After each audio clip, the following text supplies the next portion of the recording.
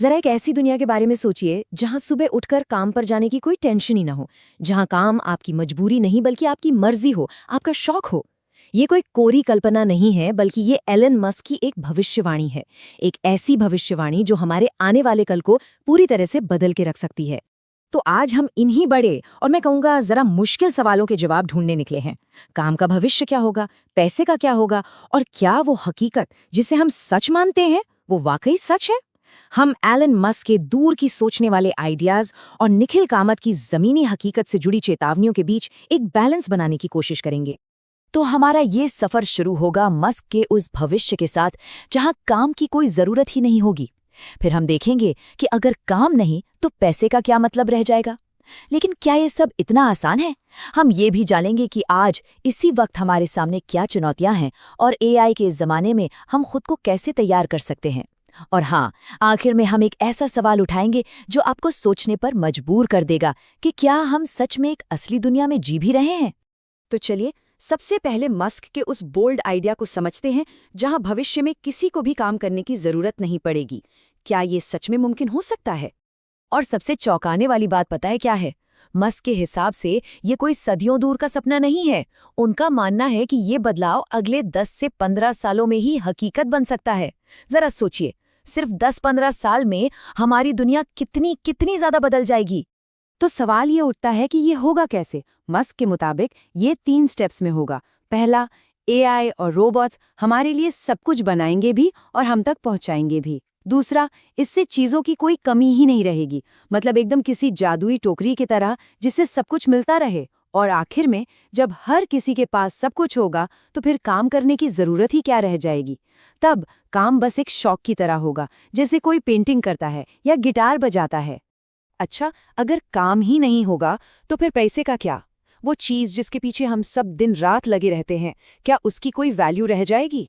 चलिए इस दिलचस्प सवाल का जवाब खोजते हैं। मस्क का मानना है कि पैसा असल में और कुछ नहीं, बस एक हिसाब किताब रखने वाला बही खाता है। ये बस इस बात का रिकॉर्ड रखता है कि किसने कितना काम किया और बदले में उसे क्या मिलना चाहिए। लेकिन जरा सोचिए, अगर सारा काम रोबोट ही करने लगे तो फिर इस हिसाब किताब की जरूरत ही किसे पड़ेगी? ये स्लाइड आज और कल के बीच का एक बहुत बड़ा फर्क दिखाती है। आज जो पैसा हमारी जेब में है उसकी कीमत सरकारें तय करती हैं, वो इसे घटा बढ़ा सकती हैं। लेकिन मस्क का कहना है कि भविष्य की असली करेंसी, असली दौलत एनर्जी होगी। क्यों? क्योंकि एनर्जी ही हर चीज को चलाती है और उसे कोई भी सरकार अपनी मर्जी से बना या मिटा नहीं सकती। ये एक यूनिवर्सल, एक स्थिर करेंसी होगी।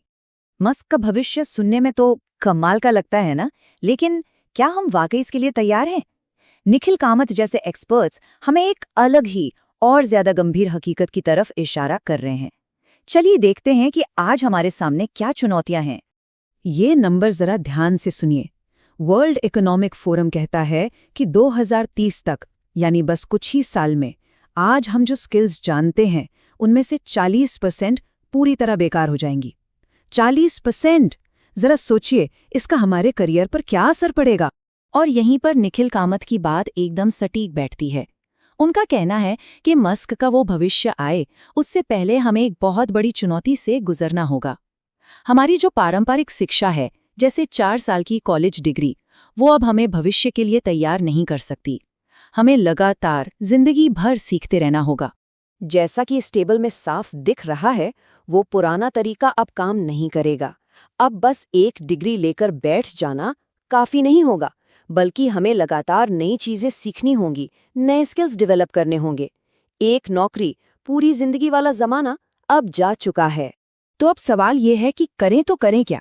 क्या मस्क के भविष्य का इंतजार करें या कामत की चेतावनियों से डरकर बैठ जाएं? सच तो ये है कि हमें इन दोनों के बीच का एक रास्ता निकालना होगा। चलिए देखते हैं कि इस नए दौर में हम कैसे कामयाब हो सकते हैं। स्टैनफोर्ड के एक्सपर्ट रॉबर्ट ई सीगल ने हमें 5 आदतें दी हैं जो हमें एआई के इस जमाने में सफल बना सकती हैं। हमें हमेशा सीखते रहना होगा, दूसरों की भावनाओं को समझना होगा, यानी एम्पैथी रखनी होगी, छोटी छोटी बातों में उलझनने के बजाय पूरी बड़ी पिक्चर देखनी होगी, मजबूत रिश्ते बनाने होंगे और हाँ, बदलाव से डरना नहीं होगा। ये वो चीजें हैं जो मशीनें कभी नहीं कर सकती। और आखिर में मस्क हमें एक बहुत ही सरल लेकिन बहुत गहरी सलाह देते हैं। हमेशा समाज को देने की कोशिश करें, सिर्फ लेने की नहीं। अगर हम सब मिलकर समाज में कुछ अच्छा योगदान देने की कोशिश करेंगे तो हम न सिर्फ अपने लिए बल्कि सभी के लिए एक बेहतर भविष्य बना पाएंगे।